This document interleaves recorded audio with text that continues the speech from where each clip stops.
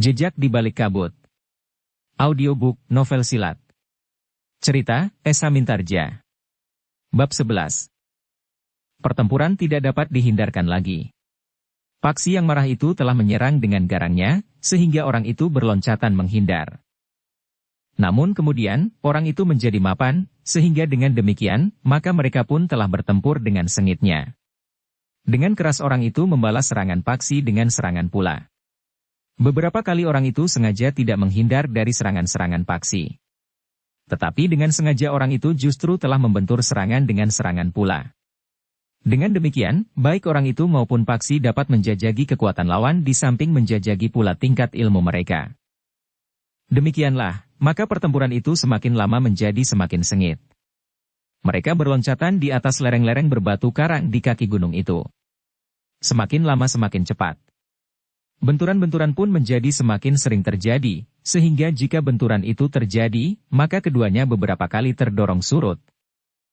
Paksi yang baru saja selesai menjalani laku, telah menunjukkan kemapanan ilmunya yang tinggi.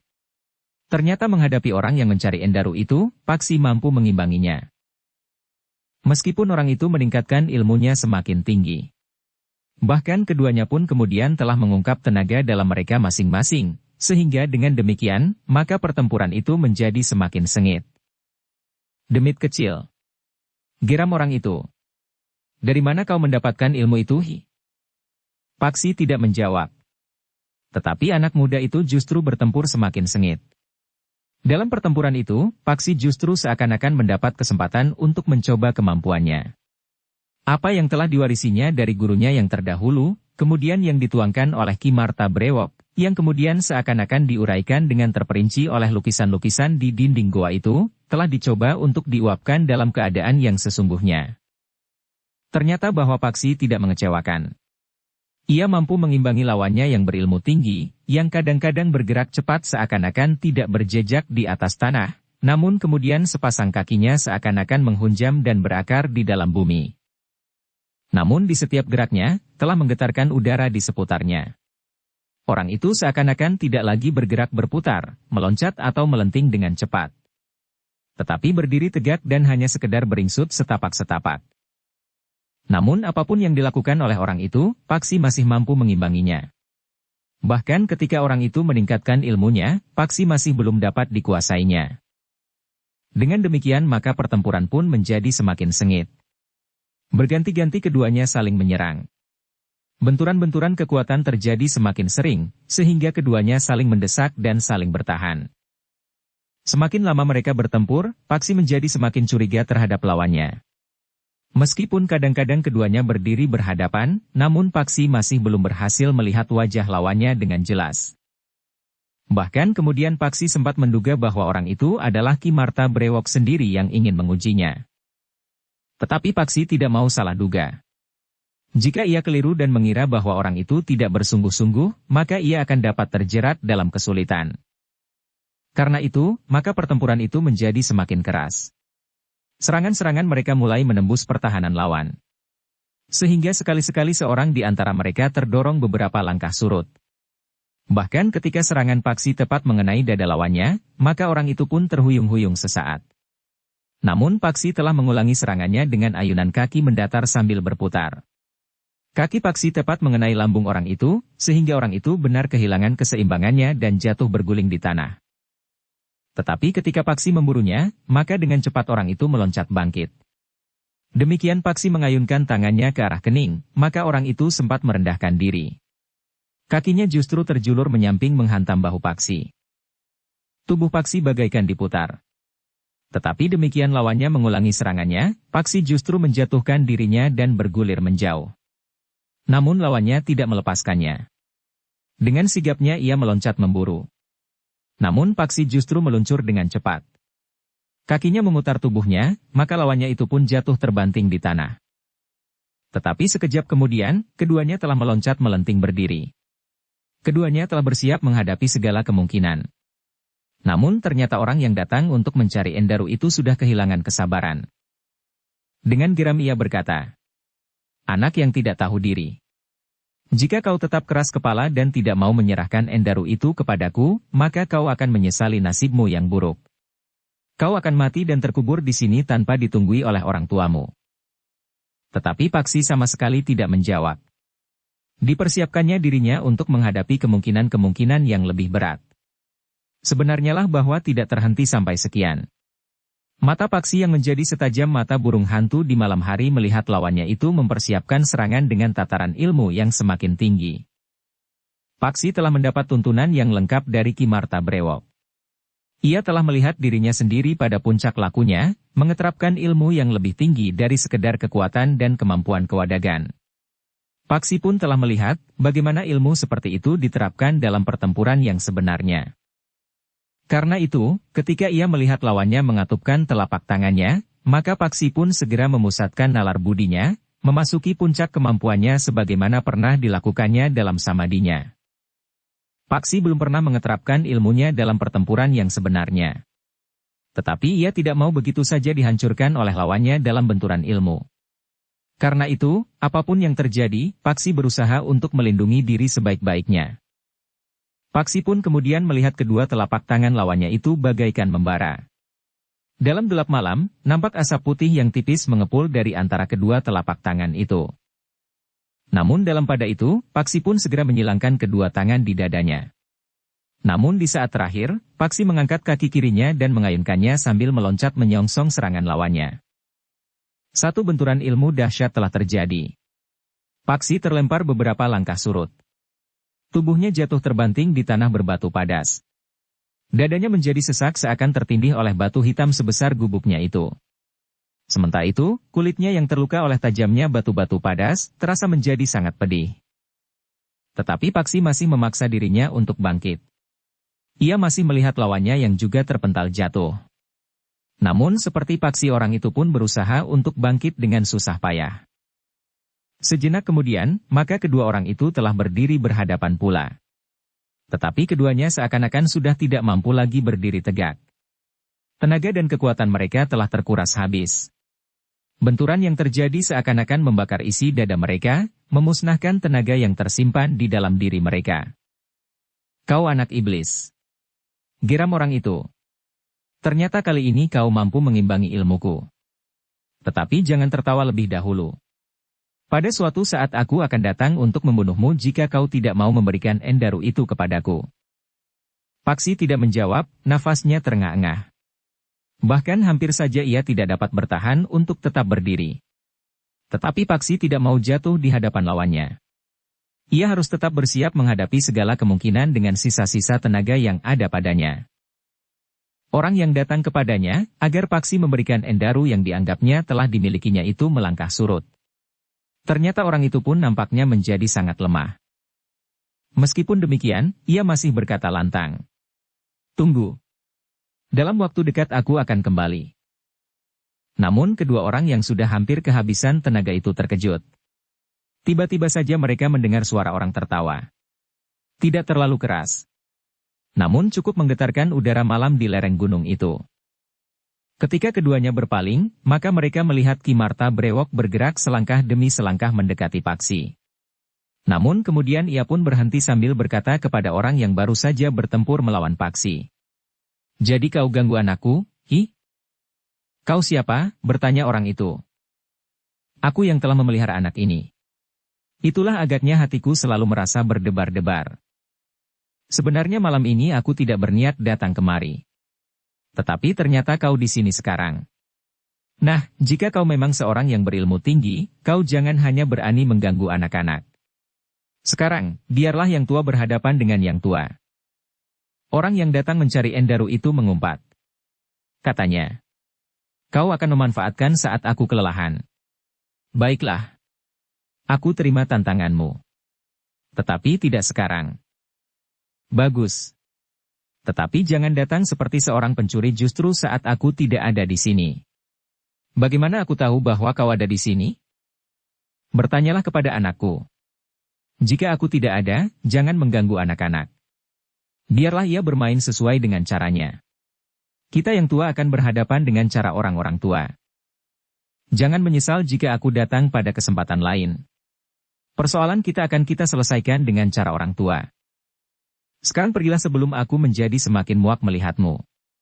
Jika tiba-tiba saja timbul keinginanku untuk membunuhmu, maka kau benar-benar akan mati. Persetan kau, geram orang itu. Tetapi tertatih-tatih orang itu melangkah meninggalkan tempat itu. Demikian orang itu lenyap dalam kegelapan, maka Kimarta Brewok pun telah mengajak Paksi masuk ke dalam biliknya. Paksi yang pernafasannya masih terasa sesak itu kemudian terduduk di atas ketepenya. Tenaganya pun bagaikan terkuras habis. Atasi kesulitan di dalam dirimu, Paksi, berkata Kimarta Brewok. Paksi tidak menjawab. Tetapi ia pun kemudian duduk tegak dengan menyilangkan kaki dan tangannya. Paksi pun kemudian telah mengatur pernafasannya. Kimarta Brewok membiarkan Paksi mengatasi kesulitan di dalam dirinya. Sementara itu Kimarta Brewok justru menyuruhkan kayu bakar pada perapian Paksi yang hampir padam untuk merebus air dan menanak nasi. Meskipun Paksi kemudian berhasil mengatasi kesulitan di dalam dirinya, namun ketahanan tubuhnya yang tinggi masih belum mampu mengatasi perasaan sakit dan nyeri di bagian-bagian tubuhnya. Bahkan di beberapa tempat nampak kulitnya memar kebiru-biruan. Keningnya terasa lebam dan tulang punggungnya terasa sakit. Selain nyeri-nyeri pada tulang dan dagingnya, maka luka-lukanya pun terasa pedih.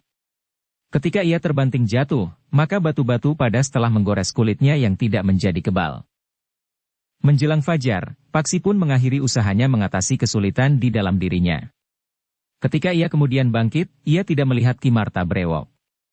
Yang ada hanyalah sebuah mangkuk yang telah dipakainya untuk makan. Daun pembungkus pepesan ikan badar dan periuk nasi yang sudah diturunkan dari atas perapian. Api pun telah padam dan air yang sudah mendidih itu masih hangat. Paksi menarik nafas dalam-dalam. Ketika ia menggeliat, terasa tulang-tulangnya masih nyeri. Perlahan-lahan Paksi melangkah keluar gubuknya. Pintunya masih terbuka lebar sehingga angin malam yang berhembus di lereng gunung itu menyusup masuk delupak minyak kelapa di atas ajuk-ajuknya masih menyala. Sinarnya seperti terayun di buai angin. Paksi tertegun. Ternyata Kimarta Brewok tidak pergi. Ia justru berbaring di atas batu di luar gubuknya. Ketika Kimarta Brewok itu melihat Paksi melangkah keluar, maka ia pun segera bangkit.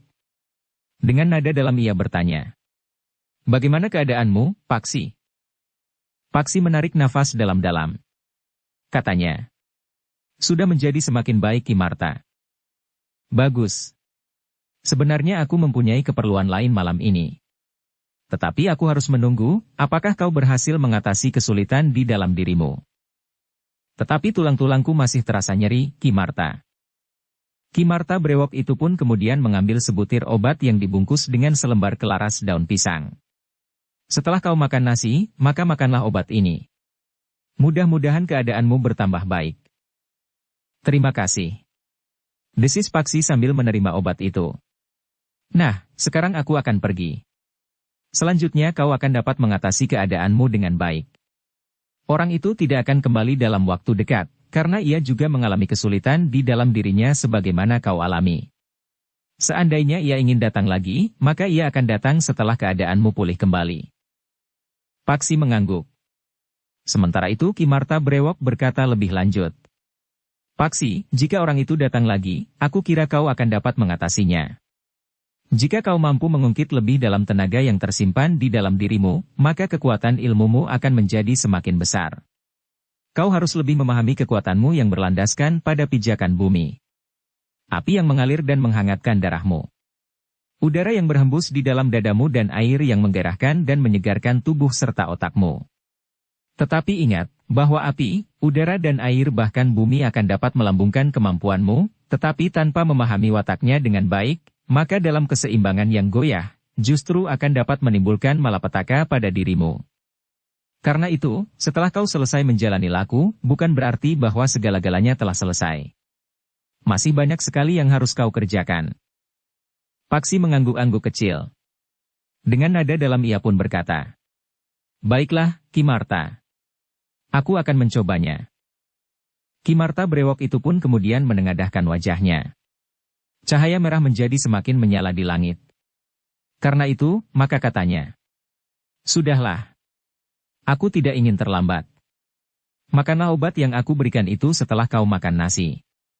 Tetapi aku masih ingin memperingatkanmu, kau tidak boleh lupa menelan obat penawar racun itu. Di sini ular berkeliaran tanpa mengenal waktu. Paksi tidak sempat menjawab. Ki Marta Brewok itu pun kemudian bangkit dan melangkah meninggalkan Paksi yang berdiri termangu-mangu di tempatnya. Ia hanya dapat memandangi Ki Marta Brewok yang berjalan dengan cepat meninggalkannya. Paksi menarik nafas dalam-dalam. Hampir saja ia menduga bahwa orang yang datang dan minta kepadanya agar ia memberikan endaru yang disangkanya ada padanya itu adalah Ki Marta Brewok yang ingin menjajaki peningkatan ilmunya. Ternyata orang itu adalah orang lain. Meskipun demikian, Paksi masih saja dibayangi oleh perasaan aneh terhadap orang-orang yang tiba-tiba saja datang menyerangnya. Seakan-akan yang terjadi itu telah tersusun dalam satu perencanaan yang mapan. Aku tidak boleh terjebak pada perasaan seperti itu, berkata Paksi kepada diri sendiri. Jika aku kemudian terbuai dalam mimpi yang demikian, maka pada suatu saat aku akan benar-benar dihancurkan lawan sebelum aku sampai pada puncak perlawanan. Paksi menarik nafas dalam-dalam. Namun kemudian ia kembali masuk ke dalam gubuknya. Dibenahinya mangkuk, periuk dan tenong kecilnya. Namun Paksi sendiri kemudian menyempatkan diri untuk makan serba sedikit, agar ia dapat menelan obat yang diberikan oleh Ki Marta Brewok. Baru kemudian, setelah ia minum obat, maka Paksi melakukan kewajibannya sehari-hari menjelang fajar. Ketika kemudian matahari terbit, Paksi sudah berada di sungai untuk mandi dan mencuci pakaiannya. Seonggok daun dilam telah disiapkannya untuk menyedapkan pakaiannya setelah dicuci bersih. Setelah minum obat yang diberikan oleh Ki Marta Brewok, tubuh Paksi terasa menjadi semakin segar. Perasaan nyeri pada tulang-tulangnya telah jauh menyusut. Tetapi Paksi masih harus mengobati luka-luka pada kulitnya yang tergores batu-batu padas. Setelah mandi, maka tubuh Paksi terasa menjadi segar. Sambil beristirahat, Paksi menunggui pakaiannya yang dijemurnya di belakang gubuk kecilnya. Namun Paksi pun kemudian telah bangkit. Tiba-tiba saja ia telah teringat sesuatu.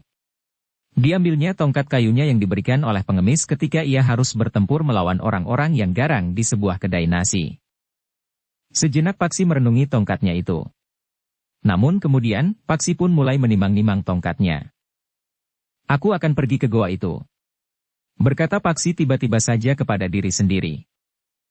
Sambil membawa tongkatnya Paksi pun telah menuruni lereng, meloncati bebatuan dan batu-batu padas, menuju ke mulut goa yang tersembunyi di balik air terjun. Ketika Paksi berada di dalam ruang yang cukup luas di dalam goa itu, maka matahari telah memanjat semakin tinggi. Sinarnya mulai menusuk lubang-lubang batu padas di atas goa itu, sehingga ruang yang cukup luas di dalam goa itu menjadi semakin terang. Seperti hari-hari yang telah lewat, Paksi memperhatikan lukisan-lukisan yang terdapat di dinding itu dengan seksama. Ia melihat beberapa macam senjata yang dipergunakan oleh orang-orang yang nampak dalam lukisan itu, di antaranya adalah tongkat. Paksi semakin memperhatikan bagaimana orang-orang itu memegang tongkat, arah gerak tongkat dan bagaimana mereka menyerang dan menangkis dengan tongkat itu. Paksi memperhatikan lukisan itu dengan seksama. Di dalam lukisan itu, ia akan mendapat kesempatan untuk mempelajari penggunaan berbagai macam senjata. Meskipun yang paling menarik bagi Paksi di antara senjata-senjata itu adalah tongkat, namun Paksi juga tertarik untuk mempelajari penggunaan senjata yang lain. Dengan demikian, maka beberapa hari mendatang, Paksi masih akan datang lagi ke tempat itu. Sebagaimana dikatakan oleh Ki Marta Brewok, bahwa meskipun ia sudah selesai menjalani laku, tetapi masih banyak yang harus dikerjakannya. Tetapi di hari-hari mendatang, Paksi tidak berada di goa itu setiap hari. Paksi lebih banyak berlatih di sekitar gubuknya. Sehari ia mengamati lukisan-lukisan itu, 2-3 hari ia berlatih mempergunakannya. Meskipun Paksi tidak mempunyai lawan, namun ia mampu mewujudkannya di dalam ketajaman angan-angannya.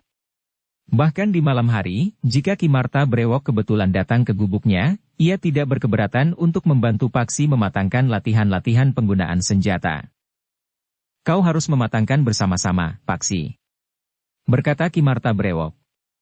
Menggunakan senjata dan mengungkapkan ilmumu yang akan mempunyai kemampuan yang tidak kalah dahsyatnya dengan senjata di tanganmu. Tetapi pada suatu saat, kedua-duanya akan dapat luluh menyatu, sehingga senjata di tanganmu akan mampu memuat kekuatan ilmumu itu pula. Paksi mengangguk-angguk kecil. Ternyata memang masih sangat banyak yang harus dipelajarinya. Namun dalam pada itu, di sela-sela hari-hari latihan yang bahkan sekali-sekali dilakukan di dalam ruangan yang cukup luas di goa itu, Paksi masih sempat pergi ke pasar. Ia masih sempat berbincang dengan Kinong, dengan penjual dawet, penjual nasi tumpang dan beberapa orang yang kemudian dikenalnya dengan baik. Paksi pun telah melihat pula beberapa orang yang dianggapnya asing selain orang-orang dari perguruan Goa Lampin dan dari perguruan Esade. Paksi pun kadang-kadang juga melihat orang-orang itu berbuat sesuatu yang menyinggung perasaan dan bahkan merugikan beberapa orang yang berjualan di pasar itu. Tetapi Paksi masih menahan diri. Ia tidak mau segera terlibat karena hal itu akan menyibak keberadaannya di kaki gunung itu. Namun setiap kali ia berada di pasar itu, ia selalu teringat bagaimana perempuan berbaju coklat yang disebutnya sebagai pemimpin perguruan Goa Lampin itu mampu mempengaruhi orang lain dengan pandangan matanya. Namun setiap kali ia juga teringat pesan Ki Marta Brewok, jangan pandangi matanya jika tidak ingin jatuh di bawah pengaruh sihirnya. Namun untuk beberapa lama, Paksi tidak melihat perempuan itu lagi. Tetapi ketika hal itu disampaikan kepada Ki Mana Brewok, maka Ki Marta Brewok telah berkata, "Kau sudah menjalani laku. Kau sudah menempa dirimu sendiri lahir dan batin. Karena itu, selama kau teguh akan sikap dan keyakinanmu, maka sihir itu tidak akan mempengaruhimu meskipun kau tatap mata perempuan itu. Tetapi kau tidak perlu memamerkannya dan bahkan dengan sengaja mencarinya untuk menunjukkan bahwa sihirnya tidak mampu menundukkan ketahanan kesadaranmu atas pribadimu." Paksi mengangguk-angguk. Sementara itu, Ki Marta Brewok pun berkata, "Duduklah. Aku ingin mengatakan sesuatu kepadamu." Paksi pun kemudian duduk berhadapan dengan Ki Marta Brewok di dalam gubuk kecilnya. Ia melihat kesungguhan di wajah Ki Marta Brewok. Tetapi ia tidak pernah dapat memandang wajah itu dengan jelas. Sengaja atau tidak sengaja, wajah itu tentu terlindung di bawah bayang-bayang apapun. Bahkan Ki Marta Brewok lebih banyak duduk membelakangi lampu minyak yang cahayanya samar-samar. Tetapi satu hal yang dapat ditangkap oleh penglihatan Paksi, wajah orang yang wajahnya tertutup oleh brewok yang tebal itu adalah wajah yang cacat. Agaknya karena itulah, maka Ki Marta Brewok membiarkan jambang, kumis dan janggutnya tumbuh melingkari mulutnya serta menutup keningnya. Sementara itu, ikat kepalanya pun dipakainya terlalu rendah melekat di atas kupingnya. Dalam pada itu, maka Ki Marta Brewok itu pun kemudian berkata, "Paksi, kau sudah cukup lama berada di tempat ini. Menurut ingatanmu, apakah kau sudah genap setahun berada di sini?" Paksi mengangguk sambil menjawab, "Sudah Ki Marta. Bahkan sudah lebih dari setahun." "Jadi, berapakah umurmu sekarang?" bertanya Ki Marta Brewok itu pula. Gerak tongkat dan bagaimana mereka menyerang dan menangkis dengan tongkat itu. Paksi termangu-mangu sejenak. Namun kemudian ia pun menjawab, "Ketika aku meninggalkan rumahku setahun yang lalu, umurku menginjak 17. Jika demikian, umurmu sekarang sudah 18. Paksi mengangguk. Katanya, "Ya, umurku sudah 18 sekarang." "Kau sudah menjadi semakin dewasa, Paksi. Meskipun kau belum dewasa penuh, namun kau sudah harus dapat mendudukkan dirimu pada 3 landasan. Kau harus sudah benar-benar menyadari bahkan kau sudah waktunya untuk mandiri. Kemudian kau harus sudah dengan jernih dapat membedakan antara buruk dan baik.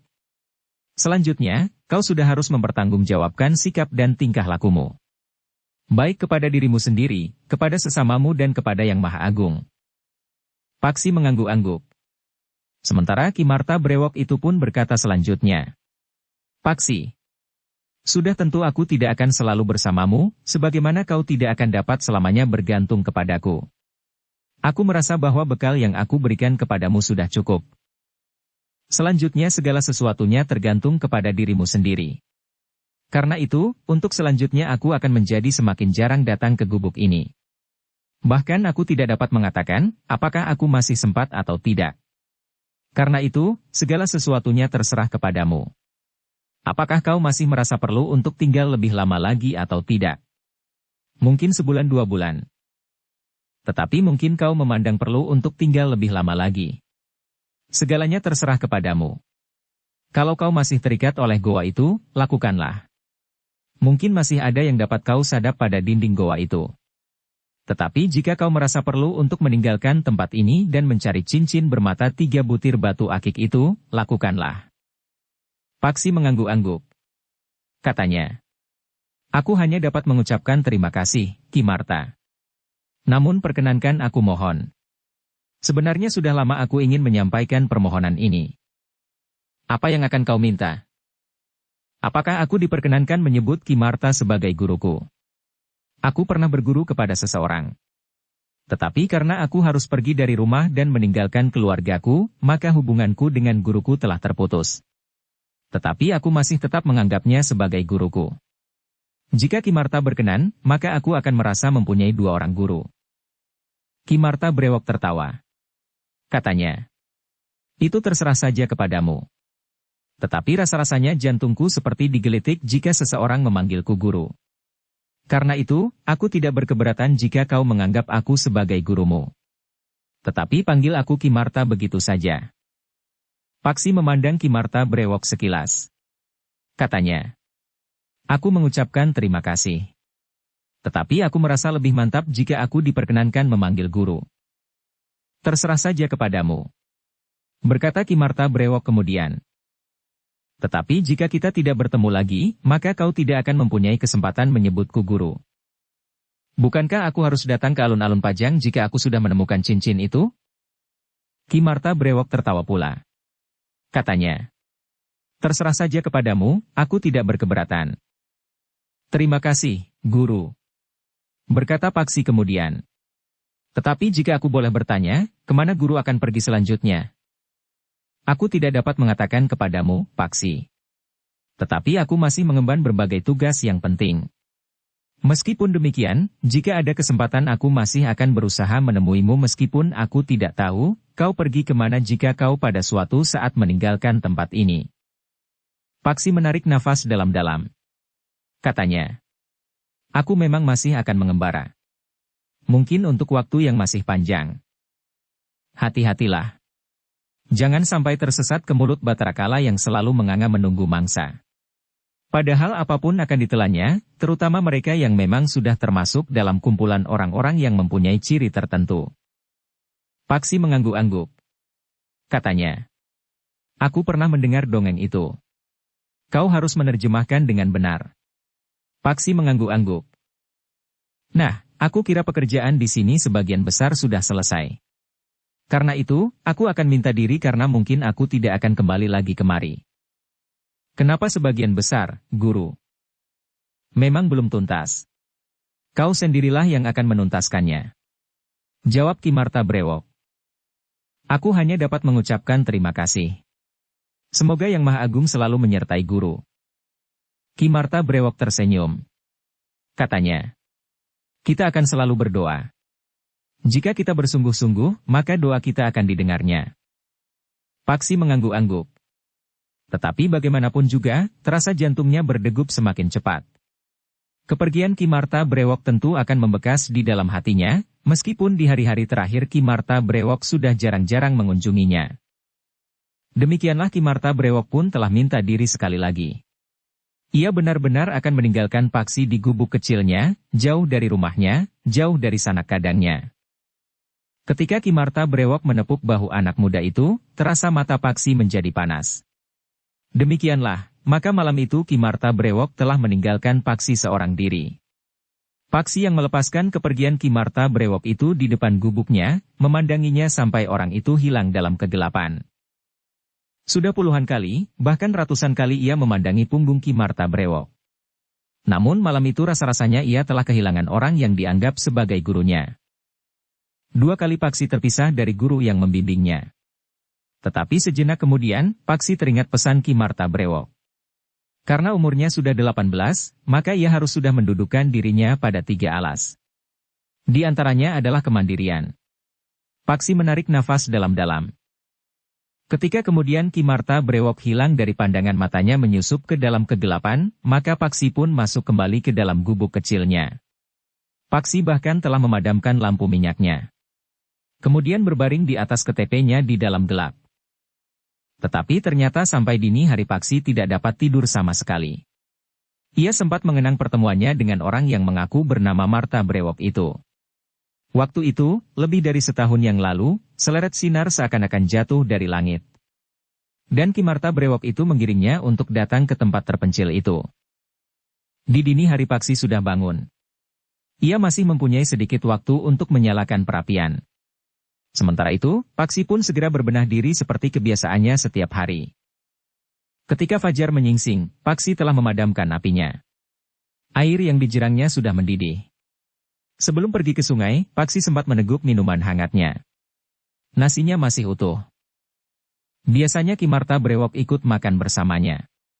Tetapi malam itu, Ki Marta Brewok datang hanya untuk minta diri. Hari yang kemudian terbentang di hadapannya terasa menjadi sepi. Meskipun sebelumnya, selama lebih dari setahun ia berada di tempat itu, Ki Marta Brewok belum pernah datang mengunjunginya di siang hari, namun Paksi masih berpengharapan bahwa di malam hari, orang itu akan datang. Tetapi Paksi pun kemudian menyadari bahwa ia tidak dapat tenggelam dalam perasaan sepinya. Hari-hari yang bakal datang masih banyak yang harus dilakukannya. Karena itu, maka Paksi tidak ingin merenung terus-menerus. Ia harus menerima kepergian Ki Marta Brewok sebagai satu kenyataan yang tidak dapat diingkarinya. Karena itu, maka Paksi pun segera mengambil bumbung legennya. Ia harus memanjat beberapa batang pohon kelapa. Ketika kemudian pekerjaannya di gubuk kecilnya sudah selesai, maka untuk mengisi waktunya Paksi telah turun ke dalam goa. Hari itu Paksi merasa malas untuk pergi ke pasar. Apalagi ia masih mempunyai garam cukup, sehingga ia masih belum memerlukannya. Ketika ia berada di dalam ruang yang cukup luas di dalam goa itu, maka ia telah merenungi lagi lukisan-lukisan yang ada di dinding goa yang datar itu. Tetapi semua garis telah dilihat dan dipelajarinya dengan saksama. Karena itu, maka Paksi pun memiliki berbagai macam kemampuan mempergunakan beberapa jenis senjata dengan baik. Di rumahnya Paksi mempunyai sebilah parang yang dibelinya pada seorang pandai besi. Parang yang biasanya dipergunakan untuk membelah kayu. Namun di tangan Paksi, parang itu telah dipergunakannya untuk mematangkan ilmu pedangnya. Dengan tongkat kayunya, Paksi juga berusaha untuk berlatih mempergunakan tombak pendek. Sementara itu, ia telah mempelajari pula mempergunakan berbagai macam senjata yang lain. Di antaranya Paksi juga memiliki keterampilan mempergunakan cambuk dan cemeti. Untuk beberapa saat lamanya, Paksi berlatih seorang diri di dalam ruangan itu. Namun ketika keringatnya telah terperas dari tubuhnya, maka Paksi pun menghentikan latihannya itu, sementara pakaiannya yang telah basah ketika ia menerobos air terjun, telah menjadi semakin basah pula oleh keringat. Di luar sadarnya, Paksi pun telah duduk di tempat ia menjalani laku. Dicobanya mengingat lagi, apakah yang pernah terjadi pada dirinya. Ketika ketajaman angan-angannya membayangkan kembali apa yang dilakukannya, maka serasa ia mendapatkan sandaran baru pada inderanya. Ada kekuatan yang belum pernah diungkapkannya. Kekuatan yang khusus bekerja pada inderanya itu. Ketika Paksi pun kemudian membuka matanya dan keluar dari dunia angan-angannya, maka dengan penuh kesadaran akan kemampuannya, maka Paksi pun telah mengungkapkan kekuatan yang membuat inderanya menjadi semakin tajam. Dengan demikian, maka penglihatan Paksi pun menjadi semakin tajam pula di dalam gelap di goa itu. Paksi seakan-akan melihat segalanya semakin jelas. Jauh lebih jelas dari sekedar ketajaman penglihatannya. Demikian pula Paksi mampu mendengar lebih jelas gemuruh air terjun. Namun juga siul burung-burung di luar goa itu. Gemerisik daun yang bergoyang disentuh angin pegunungan yang semilir lembut.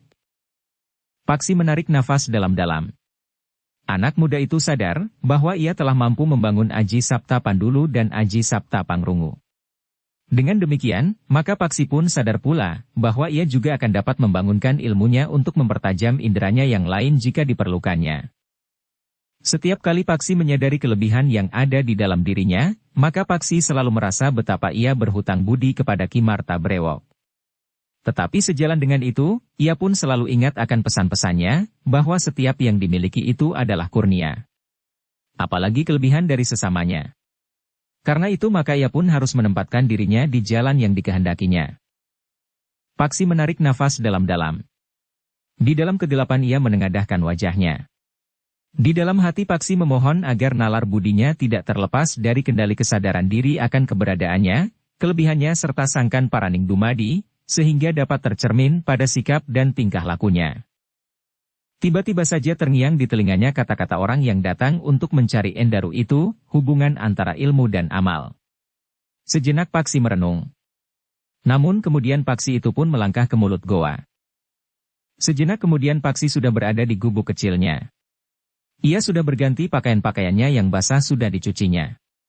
Ternyata hari-harinya kemudian terasa menjadi semakin sepi sejak Ki Marta Brewok menyatakan bahwa dirinya tidak akan datang lagi ke tempat itu. Bahkan Paksi pun kemudian merasa bahwa keberadaannya di tempat itu tidak lagi mengikatnya. Tetapi Paksi masih menunggu jagungnya menjadi tua.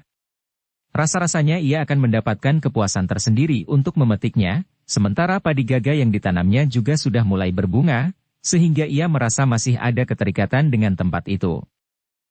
Di hari-hari mendatang, Paksi mengisi hari-harinya yang sepi dengan berkeliaran di pasar. Bercanda dengan Kinong, bergurau dengan penjual dawet dan sekali-sekali berbicara bersungguh-sungguh dengan pandai besi yang sedang membuat parang. Tetapi kegelisahan masih saja membayang di pasar itu. Ketika Paksi datang ke pasar agak siang, ia berpapasan dengan orang-orang yang dengan tergesa-gesa meninggalkan pasar. "Ada apa?" bertanya Paksi ketika ia bertemu dengan seorang yang sudah dikenalnya. "Keributan telah terjadi," jawab orang itu. "Pulang sajalah anak muda." Paksi termangu-mangu sejenak. Tetapi Paksi tidak segera berbalik arah. Ia masih saja melangkah ke arah pasar. Paksi itu pun berhenti ketika ia bertemu Kinong dan ibunya berjalan tergesa-gesa pula. Bahkan Kinong yang digandeng ibunya itu berlari-lari kecil sambil menjinjing keranjang kecilnya. "Kinong, ada apa?" bertanya Paksi. Kinong memang berhenti. Ibunya juga berhenti. "Jangan pergi ke pasar, Ngger.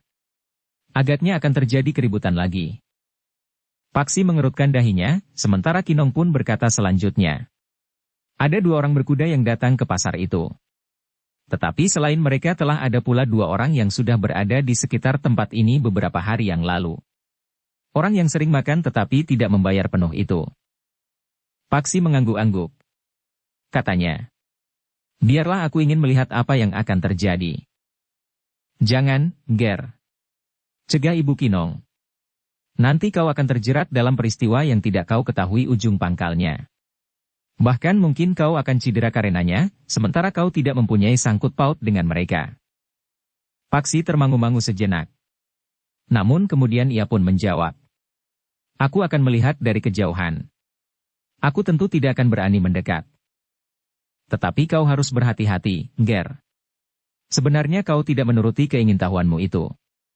Yang terjadi nampaknya bukan sekedar main-main." "Terima kasih," desis Paksi. "Aku akan berhati-hati." Kinong dan ibunya pun kemudian meninggalkan Paksi yang termangu-mangu, mengikuti arus orang-orang yang menyingkir menjauhi pasar. Dengan hati-hati Paksi melangkah mendekati pasar yang sudah menjadi sepi. Bahkan para pandai besi pun telah meninggalkan perapian mereka. Meskipun beberapa orang laki-laki yang memiliki sedikit keberanian masih berada di pasar, tetapi mereka sudah membenahi dagangan mereka. Namun demikian, pada jarak yang agak jauh, beberapa orang juga masih menunggu. Mereka ingin melihat apa yang akan terjadi. Paksi mendekati seorang laki-laki yang berjongkok di belakang sebatang pohon, beberapa puluh langkah dari pintu gerbang pasar. Ketika Paksi kemudian berjongkok di sebelahnya, orang itu terkejut bukan buatan, sehingga terlonjak dan bergeser setapak. Orang itu menarik nafas dalam-dalam setelah ia melihat seorang anak muda berjongkok di sebelahnya. "Kau mengejutkan aku, anak muda." "Maaf, Paman. Aku tidak berniat mengejutkan Paman. Tetapi aku ingin bertanya, apa yang terjadi?" "Lihat," desis orang itu. Paksi melihat bukan hanya 2 orang berkuda, tetapi 4 orang berkuda mendekati regol pasar. 4 orang yang berwajah garang. Menilik sikap dan pakaiannya, maka mereka adalah orang-orang yang mengembara di dunia olah kanuragan. "Siapakah mereka itu?" bertanya Paksi. "Aku tidak tahu. Tetapi seorang di pasar ini telah mendengar bahwa sekelompok orang akan datang mencari musuhnya yang berada di pasar ini." "Bagaimana ia dapat mendengarnya?" Orang itu hanya mendengar seorang berkata kepada kawannya agar kawannya itu memanggil kawan-kawannya yang lain. Ketika hal ini tersebar, maka orang-orang seisi pasar pun telah meninggalkan pasar. "Paman tidak pergi?" bertanya Paksi. "Aku ingin membuktikan apa yang terjadi. Apakah cerita itu benar atau orang yang sekedar ingin melihat kekisruhan terjadi di pasar ini?" Ternyata orang-orang itu benar-benar datang. Ya, orang-orang itu benar-benar datang. Tetapi yang dicarinya tentu sudah pergi. Baru saja mulut orang itu terdiam, tiba-tiba saja mereka mendengar suara seorang perempuan tertawa. Suaranya melengking tinggi. Sementara itu, dua orang perempuan yang berpakaian asing itu telah keluar dari sebuah kedai yang terletak tidak jauh dari pintu gerbang pasar itu. "Siapa yang kalian cari?" bertanya salah seorang dari kedua orang perempuan itu.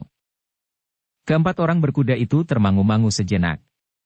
Namun seorang di antara mereka pun meloncat turun sambil menjawab. "Kalian perempuan-perempuan Goa Lampin?" "Ya," jawab salah seorang perempuan itu.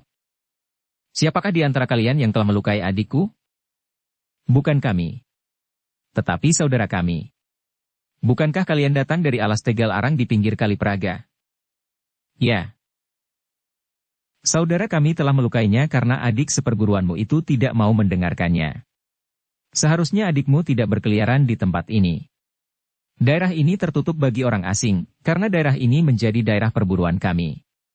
Meskipun demikian, kami tidak akan mengelakkan tanggung jawab. Meskipun yang melukai saudaramu itu bukan kami, tetapi kami akan mempertanggungjawabkannya." "Bagus," berkata orang yang telah turun dari kudanya. "Kami ingin orang yang melukai adik seperguruanku itu menyerahkan diri. Kami akan membawanya ke hutan Tegal Arang di pinggir Kali Praga." Kedua orang perempuan itu tertawa. Seorang di antara mereka berkata, "Kau kira kami gila? Kau kira kami tidak tahu apa yang akan terjadi jika salah seorang di antara kami berada di lingkunganmu? Bukankah kau katakan bahwa kalian akan bertanggung jawab? Maksudku, kami akan bertanggung jawab jika kalian menuntut. Seharusnya kalian berterima kasih karena saudaraku itu tidak membunuh adikmu. Seandainya wajah adikmu tidak terlalu kotor, mungkin adikmu akan mendapat kehormatan menjadi penghuni Goa Lampin bersama beberapa orang laki-laki tampan yang lain." Orang yang sudah turun dari kudanya itu tersinggung. Katanya, "Kami adalah laki-laki yang mempunyai harga diri. Kami sudah tahu apa yang dilakukan oleh perempuan-perempuan Goa Lampin. Sebenarnya kami lebih senang menjauhi kalian, bahkan lebih baik bahwa seumur hidup kami tidak bertemu dengan perempuan Goa Lampin. Namun kali ini kami ingin membalas sakit hati adikku itu. Jangan sesali. Jika adikmu mau mendengar peringatan kami, maka tidak akan terjadi bencana itu." Orang itu menarik nafas dalam-dalam setelah ia melihat seorang anak muda berjongkok di sebelahnya. "Kalian tidak berhak mengusir adikku dari tempat ini. Apa hakmu menyebut daerah ini sebagai daerah perburuan? Aku tahu, yang kalian maksud tentu perburuan atas Endaru yang jatuh di tempat ini, yang mungkin sekali adalah cincin yang hilang itu, karena sinar Endaru itu memang agak berbeda dari Endaru yang lain. Ada 3 pancaran sinar yang nampak, sehingga orang menduga bahwa 3 sinar itu mengisyaratkan 3 butir mata batu akik. Ya, kami adalah orang yang pertama datang ke tempat ini." "Omong kosong. Kau kira daerah ini sama sekali tidak berpenghuni atau kau kira bahwa tidak ada orang lain yang sedang melakukan samadhi di sekitar tempat ini termasuk adikku itu?" Tetapi perempuan itu tertawa. Katanya, "Jangan mengigau. Berterima kasihlah bahwa adikmu hanya menjadi cacat. Tidak mati. Itu sudah cukup." Sementara itu seorang lagi dari orang-orang berkuda itu meloncat turun. Dengan geram orang itu berkata, "Kita tidak perlu terlalu banyak bicara. Kita minta yang melukai saudara kita itu untuk menyerah. Jika tidak maka mereka berdua akan kita bawa." Kedua perempuan itu tertawa. Seorang di antara mereka berkata, "Kalian berempat. Karena itu, jangan hanya membawa 2 orang. Aku masih mempunyai 2 orang kawan lagi, sehingga kita masing-masing berempat." Laki-laki yang turun kemudian dari kudanya itu menggeram. Katanya, "Cukup. Panggil semua kawan-kawanmu. Semakin banyak semakin baik. Kalian akan berguna di perguruan kami." Salah seorang dari kedua orang perempuan itu meletakkan jari-jarinya di mulutnya. Kemudian terdengar suitan nyaring. Getarannya merambat sampai ke telinga 2 orang kawannya yang berada di sebuah kedai yang lain. Beberapa saat kemudian, maka kedua orang perempuan dengan ciri-ciri pakaian yang serupa, ikat kepala hitam dengan pertanda merah, telah keluar dari kedai itu dan melangkah mendekati kedua kawannya yang telah lebih dahulu berhadapan dengan orang-orang berkuda itu. Demikian kedua orang perempuan itu mendekat, maka dua orang penunggang kuda yang lain pun telah meloncat turun pula. Mereka kemudian mengikat kuda-kuda mereka pada sebatang pohon waru yang tumbuh di seberang jalan. Mereka juga berempat. Desis salah seorang dari orang-orang berkuda itu. Kita hanya membutuhkan orang yang melukai saudara kita, geram orang yang tertua di antara mereka. Tetapi perempuan-perempuan itu sama sekali tidak menjadi gentar. Bahkan seorang di antara mereka yang baru saja keluar dari kedai itu berkata, "Inikah mereka yang sedang mencari saudara kita?" "Ya," jawab kawannya. Perempuan itu meredupkan matanya.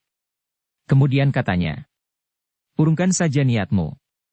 Jika kalian tidak meninggalkan tempat ini dengan segera, maka kalian pun akan menjadi cacat seumur hidup atau bahkan mati di sini." Paksi yang menyaksikan pembicaraan itu menarik nafas panjang. Ternyata perempuan-perempuan dari Goa Lampin itu benar-benar perempuan yang garang. "Berapa orang kekuatan perempuan-perempuan dari perguruan Goa Lampin itu?" bertanya Paksi di dalam dirinya. Laki-laki tertua di antara keempat orang berkuda itu berkata, "Sebenarnya kami tidak ingin bermusuhan dengan perguruan Goa Lampin. Tetapi kami pun tidak dapat membiarkan saudara kami mengalami nasib buruk tanpa menuntut balas." Perempuan-perempuan itu tertawa. Suaranya melengking-lengking tinggi. Tiba-tiba saja tengkuk Paksi terasa meremang. Suara tertawa perempuan-perempuan dari perguruan Goa Lampin itu terdengar seperti ringkik hantu perempuan yang bangkit dari balik kubur. Namun kedua belah pihak pun telah bersiap. Mereka mulai memencar. Seorang akan bertempur melawan seorang. Sejenak kemudian, maka kedua belah pihak telah mulai bergeser. Nampaknya kedua belah tidak ingin kehilangan kesempatan.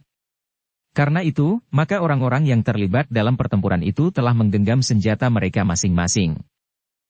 Keempat orang perempuan dari perguruan Goa Lampin itu telah memegang pedang mereka masing-masing. Sementara itu, dua di antara orang-orang berkuda itu bersenjata golok yang besar dan panjang, seorang bersenjata kapak dan seorang lagi bersenjata bindi yang bergerigi seperti buah belimbing lingir. Perempuan-perempuan dari perguruan Goa Lampin itu sama sekali tidak bergetar melihat jenis-jenis senjata yang khusus itu. Seorang perempuan yang bertubuh tinggi tegap sengaja menghadapi orang yang bersenjata kapak itu sambil berkata, "Senjatamu bagus, Kisanak. Mungkin kau memang seorang belandong kayu yang setiap hari bergaul dengan kapak."